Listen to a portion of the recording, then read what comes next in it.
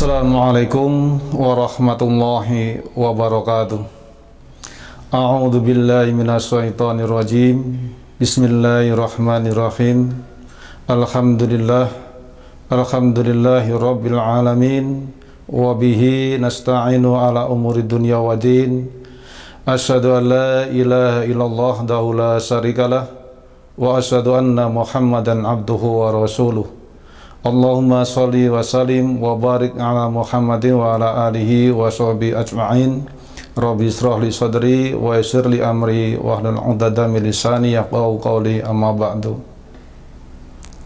Jamaah rahimakumullah.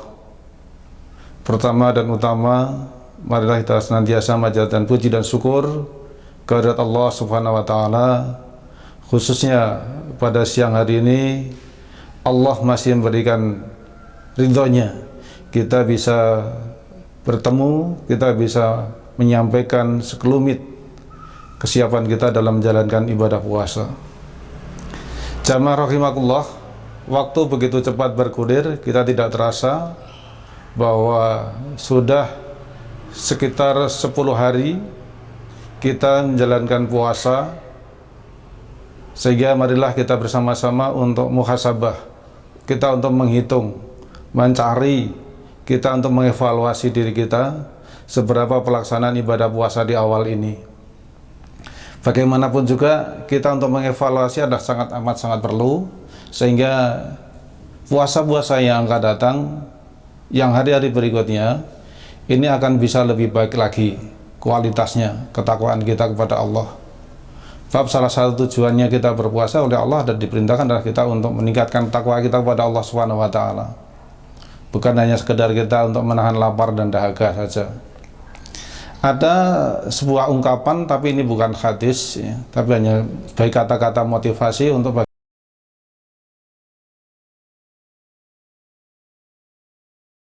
bagaimana kita. Dan ini untuk itu, barang siapa yang hari ini lebih baik daripada hari kemarin, kita termasuk orang yang beruntung. Nah, jamaah rahimakumullah, monggo kita yang sudah sekian beberapa hari ini kita sudah berpuasa, mudah-mudahan hari ini puasa kita lebih baik daripada hari kemarin. Mungkin kita kemarin masih ada rasa yang kurang senang dengan menghidangkan lah dari istri, kok kurang cukup, ya mari kita nikmati aja apa yang dihidangkan. Kemudian mungkin kita juga masih sering grundelan, ya mari kita coba untuk kita kurangi grundelannya itu, sehingga kualitas ketakwaan kita mari hari ini kita tingkatkan lebih baik daripada yang kemarin. Ini adalah termasuk orang yang beruntung. Tetapi kalau hari ini kita sama dengan kemarin, kita masih merugi. Karena apa? Kita nggak ada perubahan, kita masih ajak saja. Tapi kalau kita ada perubahan, berarti kan ada suatu perubahan yang lebih bagus lagi. Apalagi jangan sampai kita dalam pelaksanaan ibadah puasa itu hari ini lebih jelek daripada yang kemarin. Na'udzubillahi min dzalik. Ya. Monggo sekali lagi, kalau kemarin sudah saya sampaikan bahwa puasa ini amat sangat rahasia. Yang tahu baik dan enggak ada peningkatan atau tidak, itu adalah hanya diri kita sendiri dan Allah Subhanahu wa taala. Maka dari itu marilah jamaah rahimakumullah, kita mencoba untuk meningkatkan ketakwaan. Nah, dalam meningkatkan ketakwaan ini perlu ada dua unsur yang perlu kita perhatikan. Bagaimana? Yang pertama adalah untuk hablum minanas dan hablum minallah. Ini harus kita kita sinergikan. Kita tidak bisa kita pisahkan bahwa antara hablum minanas dan hablum minallah kita pisah-pisahkan sendiri-sendiri, nggak bisa. Mungkin kita masih ingat waktu kecil kita sering main layang-layang. Layang-layang itu ada yang panjang ke atas, ada juga yang samping. Nah, kalau kita dalam buat layang-layang ini belum baik, secara otomatis untuk naiknya itu nanti mungkin kesulitan, masih akan minggok kanan kiri. Maka apa? Itu ada sebagai gambaran bahwa yang lurus ke atasnya adalah sebagai hablum minallah, yang ke samping itu adalah hablum minanas. Nah, hablum minanas inilah yang nanti akan kita perbaiki sehingga nanti apa? Layangan itu bisa naik ke atas. Kalau itu ada sebelah kanan dan kiri itu sudah seimbang. Maka apa? Kita dalam hablum minanas harus kita juga harus seimbang.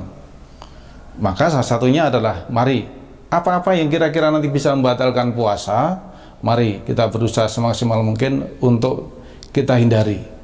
Bukan hanya membatalkan puasa, tapi termasuk juga nanti yang menghilangkan pahala puasanya. Ya, dia yang menghilangkan pahala puasa. Kita dapat apa-apa, yang dapat hanya lapar dan dahaga. Ini adalah yang pasti adalah kita hablum minannasnya. Jamaah rahimakumullah. Bagaimana juga kita dalam pelaksanaan ibadah puasa, lagi kita perlu juga berinteraksi dengan orang lain.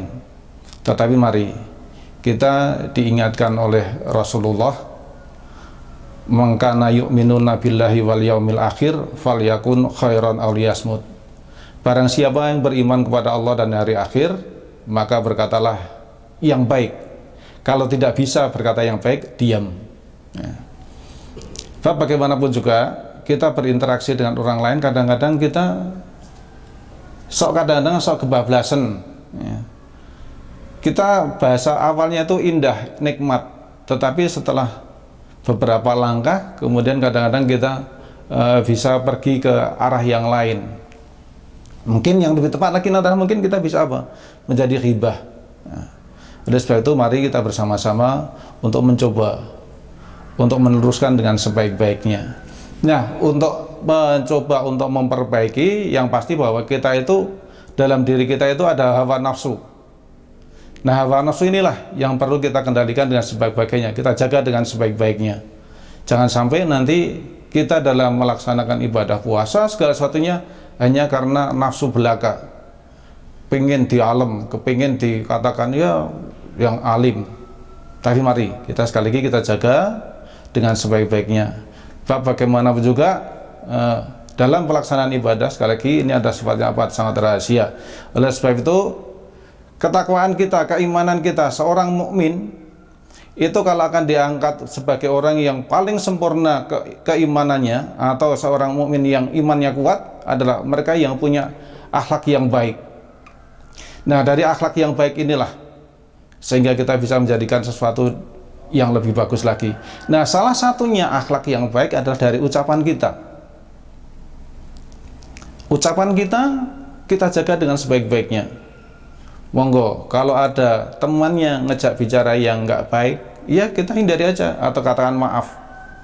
Lebih baik kita katakan yang benar. Atau mungkin kalau kita tidak mampu untuk menjawabnya, ya bisa kita tuh diam aja lah.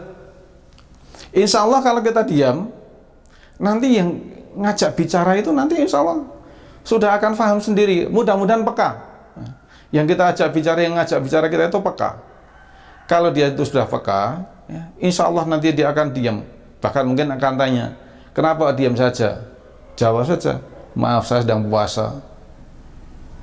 Di jamaah rahimakumullah, mari kita bersama-sama untuk melaksanakan sesuatu dengan yang baik. Dan salah satu punya akhlak yang baik adalah kita berani enggak jadi orang yang dermawan. Nah, sekarang apalagi sekarang ada kondisi yang semacam ini, baru ramai-ramainya tentang COVID-19. Kalau di daerah kita ada yang terindikasi terkena semacam itu kemudian di karantina, monggo kita sebagai umat Islam yang sedang berpuasa, sisihkan sebagian rezeki yang kita punyai untuk membantu mereka. Jangan kita diamkan, tapi kita bantu sehingga apa? Mereka cepat sembuh. Kalau itu kita diamkan, itu urusannya dia sendiri. Nah, mungkin kita puasa kita itu gak ada gunanya. Bab salah satunya apa? Kita berpuasa itu kita untuk ada timbulnya empati. Kenapa? Kita merasakan, oh iya, orang puasa itu ternyata nikmatnya orang lapar itu semacam ini. Tetapi kalau kita egois, berarti apa? Kita itu masih dikendalikan oleh hawa nafsu kita. Wah, pokoknya butuhnya itu butuh saya dia. Nah, tapi enggak, puasa ini enggak semacam itu. Kita dilatih untuk dengan sebaik-baiknya. Termasuk juga sebenarnya kita itu sebagai orang mukmin, itu kita itu kadang-kadang ada suatu perbuatan yang begitu bagus dan begitu ikhlasnya amat sangat mulia. Kapan itu? Waktu kita sholat. Waktu kita sholat itu kita tidak diminta apa-apa, kita mendoakan sekeliling kita. Di sekitar kita itu kita doakan. Semoga mereka dapat kebahagiaan. Dengan ucapan apa? Assalamualaikum warahmatullahi wabarakatuh. Tengok kanan dan tengok kiri kita mengucapkan. Nah, ini ada suatu apa? Suatu perbuatan yang penuh begitu keikhlasan. Hati gondok pun dalam sholat itu bisa hilang. Nah, bagaimana kalau kita nanti setelah puasa ini juga bisa kita jaga hal-hal semacam itu? Jamaah rahimakumullah, bahwa seorang dikatakan dia adalah seorang mukmin apabila dia bisa mudah mengendalikan hawa nafsunya. Bab orang yang tidak mampu mengendalikan hawa nafsu ini ada amat sangat berbahaya. Dia akan merasakan dirinya sombong, dia akan merasakan bermacam-macam lah perbuatan-perbuatan yang tidak sesuai dengan apa yang kita kerjakan pada puasa ini. Nah, apalagi sekali lagi kalau kita puasa, cobalah nanti kita katakanlah jam berapa ya? Jam 2 lah. Kita mungkin akan mentang-mentang kita sudah nggak mampu. Kita mau semua udah nggak mampu. Kalau sekali lagi puasa kita adalah betul-betul untuk mendapatkan la'allakum tatakun. Karena apa? Energi yang kita makan tadi malam waktu kita sahur itu sudah mulai berkurang. Walaupun Allah sudah menyediakan cadangan-cadangannya itu sudah dikeluarkan. Salah satu keistimewaan apa? Kita berpuasa di Indonesia alhamdulillah 13 jam. Kita tidak makan, tidak minum. Dan istimewanya lagi apa? Kita nggak minum selama 13, kita nggak dehidrasi. Coba kalau kita nggak puasa. Dari pagi sampai sore, dari pagi atau sampai siang aja, sampai jam 4. Nggak makan dan nggak minum. Gimana rasanya? Udah jauh sekali berbeda. Inilah salah satu tanda kekuasaan. Allah memerintahkan segala sesuatunya, itu tidak akan sia-sia, pasti akan ada manfaatnya yang sebaik-baiknya. Dan Allah nanggung jawab. Bukan, wah nyiksa, enggak. Puasa itu bukan nyiksa. Nah. Jamaah rahimakumullah, marilah kita bersama-sama bahwa di dalam menjalankan ibadah puasa, sekali lagi kita perlu untuk menjaga kekompakan kita, untuk menjaga solidaritas kita, kesetiakawanan kita, sehingga nanti segala sesuatunya bisa berjalan dengan lebih bagus lagi. Oleh sebab itu marilah kita mencoba bahwa di dalam kegiatan sehari-hari bahwa hawa nafsu itu ada dua macam yang dikelola dengan sebaik-baik mungkin ya. Jadi ada hawa nafsu yang kita untuk kepingin baik, selalu dia untuk beribadah, pengen beribadah kepada Allah, pengen mungkin di bulan Ramadan ini meningkat. Kenapa? Kita harus kepingin. Tapi ada satu catatan, karena Allah Subhanahu wa Ta'ala, bukan karena biar dialam oleh yang lainnya, enggak, tapi karena memang betul-betul kepingin dapatkan hidayah dari Allah Subhanahu wa Ta'ala. Mungkin dia berusaha untuk mengatamkan Al-Quran berapa kali, kemudian juga mempelajari isi-isi dari ayat-ayat Al-Quran itu, sehingga nanti akan bisa lebih bagus lagi setelah kita menjalankan ibadah puasa. Tapi untuk yang kedua, itu adalah nafsu yang apa? Mengelola kita untuk apa? Berbuat maksiat, berbuat semuanya sendiri. Contoh satunya, kita nafsu yang di atas perut itu ada kepala. Kepala ini kalau kita tidak hati-hati, nanti bisa berbuat yang lebih lagi.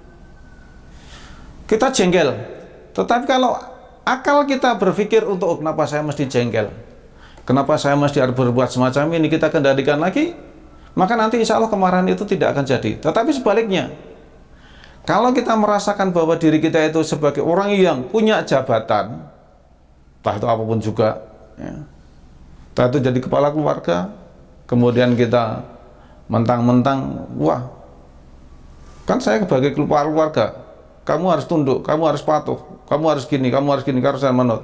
Enggak, karena Rasulullah sendiri enggak mencontohkan semacam itu. Contoh, Rasulullah itu bajunya sobek, Rasulullah jahit sendiri. Pintu rumahnya terkunci, Rasulullah juga enggak marah, tapi berbuat untuk saling maafkan, minta maaf. Nah, sekali lagi bahwa dalam puasa ini kita betul-betul untuk melatih bagaimana kita untuk mengendalikannya itu. Jadi sekali lagi, nafsu yang pertama ada yang di atas perut, ini ada tinggal kita sendiri bagaimana untuk memanagenya. Kita emosi, yang hancur siapa? Diri kita sendiri, bukan orang lain. Kita marah-marah. Kalau orang lain itu tahu nggak ada manfaatnya untuk marah, kita marah-marah, orang lain juga udah biasa aja, tenang-tenang aja. Yang efeknya apa? Nanti kita sendiri yang marah-marah itu sendiri yang sakit. Yang dimarahin apa? Dia mungkin senyum-senyum, udah dibiarkan aja. Nah, apalagi kalau yang dimarahin itu orangnya pinter, mungkin mau dibuat biar tambah marah lagi. Nah, kalau kita tambah marah lagi, apa yang kerja nanti? Kasihan otak kita. Otak kita dipaksa untuk dengan segala sesuatu dengan emosi yang tinggi. Nah, maka marilah Maka apa? Perlu kita untuk senantiasa berpikir yang positif atau kita husnudzon dengan siapapun juga. Kita nggak perlu suudzon, husnudzon aja lah, nanti akan jadi enak. Tapi kalau kita suudzon dengan orang lain, itu hidup kita tidak pernah akan tenang. Contohnya ya, yang mudah aja lah, kita kebetulan baru tidak enak dengan tetangga, kita dengar kabar belum betul kabar itu dari tetangga, kita sudah wah itu ternyata yang menyebarkan gambar berita itu bohong, itu ada dia. Kemudian kita nggak tabayun, kemudian apa? Kita langsung kita ambil dia. Akhirnya apa? Ketemu di jalan seharusnya kita ucapkan salam sebagai orang Islam, tapi malah enggak. Kalau perlu apa? Ya cari jalan yang lain, istilah bahasa Jawanya nyelingker, bener ketemu. Ataupun suatu saat ketemu, kita punya perasaan, wah semi uang jengkel tidaklah ketemu. Nah, inilah satu. Jadi kita kendalikan dengan sebaik-baiknya. Maka mari. Tetapi kalau kita selalu husnudzon, itu akan jadi enak. Contoh mungkin ya, ada orang yang pinjam uang dengan kita, dia sudah janji, tapi dia belum bisa mengembalikan. Kita ketemu, kita diam aja, nggak usah apa. Karena apa? Yang pinjam itu sudah gelisah.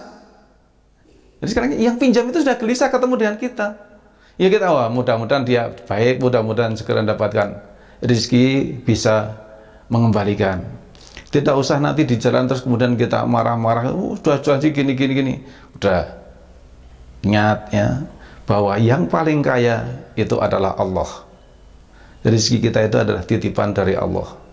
Kalau memang ada orang pinjam belum bisa mengembalikan, ya udah, kita doakan saja mudah-mudahan dia dilapangkan rezekinya, kemudian juga dia diberikan kemudahan nanti kemudian untuk bisa ngangsur untuk mengembalikan. Kalau enggak, kalau memang kita berani, ya udahlah, ikhlaskan saja. Insya Allah Allah akan mengganti dengan yang lebih baik lagi.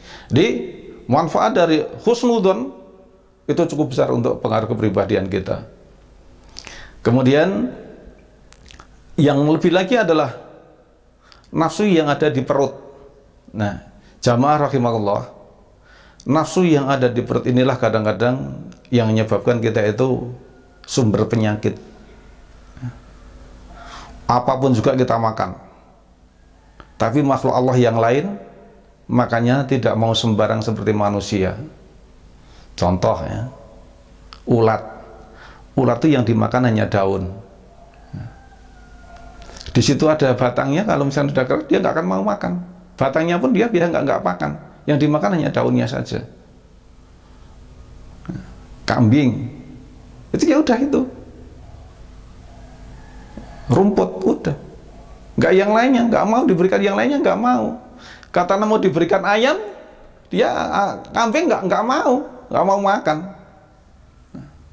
Nah, beda lagi dengan maaf ya, yang namanya manusia.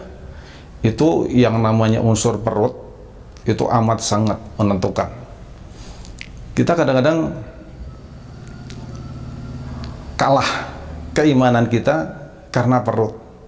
Nah, maka sekali lagi di kondisi semacam ini, kalau seandainya ada tetangga kita yang kelaparan, tolong bantu mereka, berikan bantuan mereka agar apa? Tidak kelaparan. Sebab yang namanya lapar itu kadang-kadang akal itu hilang. Udah dia apapun juga yang dia lakukan ya pokoknya karena ngejar perut. Sehingga kalau apabila ada tetangga kita yang kelaparan, ya segeralah kita bantu. Entah itu mau lewat lazis atau mau lewat lazis yang kampung atau yang monggo. Dengan satu harapan apa? Bahwa pemberian kita itu betul-betul untuk membantu. Dan tolong ya, dalam membantu itu kadang-kadang kita juga ada nafsu yang lain tersembunyi. Apa? Kepingin diakui loh kayak dermawan. Nah, inilah nafsu juga. Tetapi kalau kita lewat-lewat yang lain, insya Allah kita akan selamat. Mungkin kita bantuan kita bisa lewat najis, najismu berikan ke sana. Kita pesan boleh, nggak dilarang. Ini tolong, karena tangga saya itu ada yang semacam ini, tolong ini diberikan. Yang berikan nanti najismu. Sehingga apa? Kita aman. Dan yang menerima pun juga tidak akan punya rikuh, pakewu. Tetapi kalau kita yang memberikan secara langsung, itu kadang-kadang tetangga kita itu punya rasa rikuh, wah, ora penak, akhirnya apa? Akhirnya kita hilang. Tetapi kalau kita penuh keikhlasan, yang kita sembunyikan, insya Allah akan lebih bagus lagi. Di jamaah rahimahullah, mari sekali lagi kita perhatikan di sekitar kita, ada enggak yang kelaparan, ada enggak yang kekurangan. Ingat ayat Allah, a'udzubillahi minasyaitonirrajim, bismillahirrahmanirrahim, alladzina yunfiquna fis sarai wadh-dharai wal kadhimina ghaidh. Kita itu diminta untuk infak sedekah baik dalam kondisi lapang maupun sempit.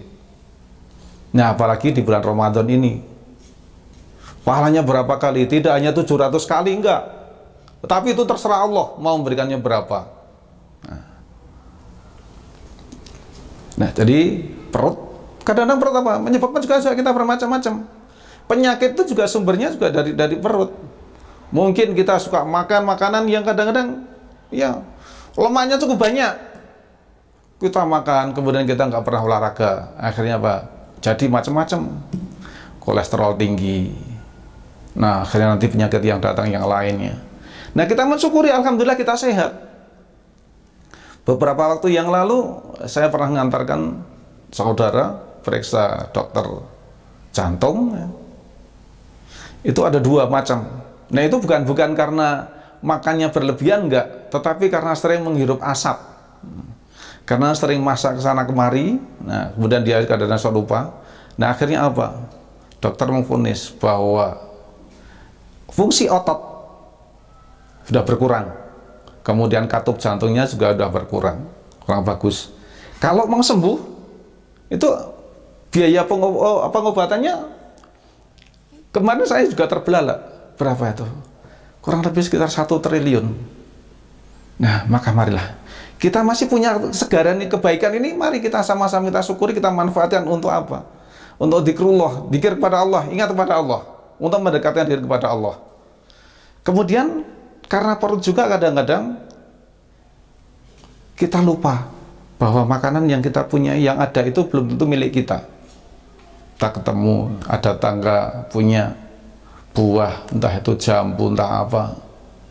Karena kita nggak tahu, kita nekat, kita karena nggak tahu, kita ambil, dan kita karena kepingin, nah enggak lari. Nah, manusia apa? Kadang-kadang macam-macam. Ada seharusnya bukan jatah kita embat. Ada hal-hal yang tidak pantas kita jadikan, kita bawa pulang, Mungkin kita punya ada suatu kegiatan, nah ada sebagian sisanya seharusnya kita laporkan, nggak kita laporkan. Nah, ini ada suatu, karena apa? Perut lagi, wah nanti bisa untuk jajan ke sana, jajan ke sana. Nah, inilah yang lebih bahaya lagi adalah apa? Yang di bawah perut. Nah, itu bilang tadi syahwat di bawah itu arahnya kemana? Ke seksualitas. Ini amat sangat berbahaya, apalagi generasi muda. Maka mari jamaah sekalian kita jaga dengan sebaik-baiknya. Dan terutama apa? Sekarang zamannya sudah teknologi tinggi ya. Dengan adanya semacam ini, kalau kita tidak hati-hati di keluarga kita, anak-anak kita, remaja kita mungkin sudah asik. Bahkan mungkin sudah nggak kenal, nggak mau komunikasi dengan keluarga karena mereka sudah asik.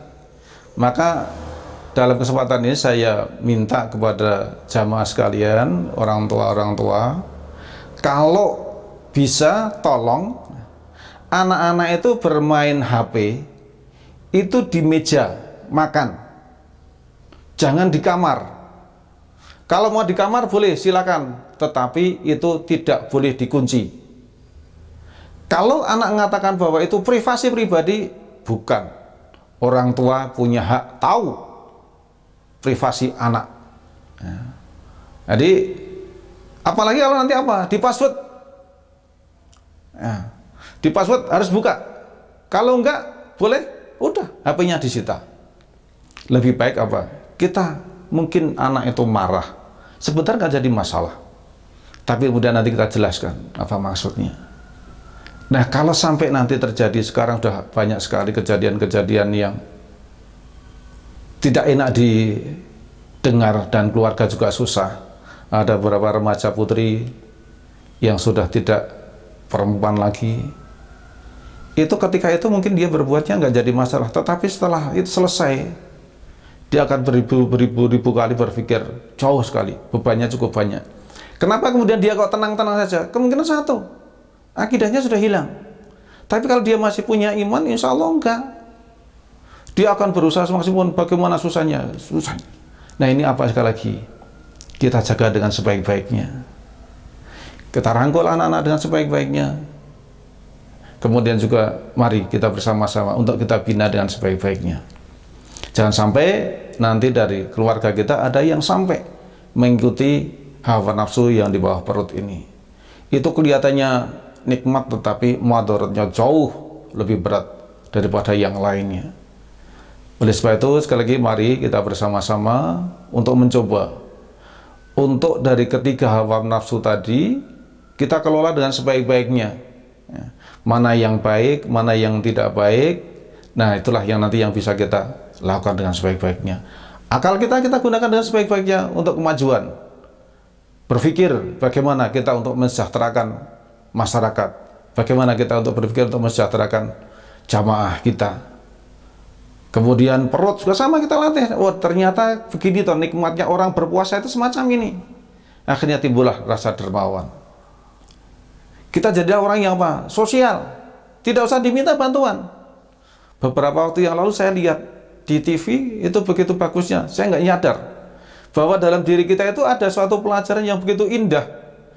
Dan kita diminta bantuan tidak usah diminta udah bantu. Apa itu? Tatkala tangan kita itu berfungsi ada nyamuk dalam tubuh kita. Nggak ada yang merintah. Yang kena nyamuk itu biasanya juga anggota badan yang kena nyamuk diam. Tapi tangan kita yang gerak untuk membunuh. Dan ini apa? Tidak dimintai. Contoh ya, misalkan tangan kiri kita atau tangan kanan kita kena nyamuk.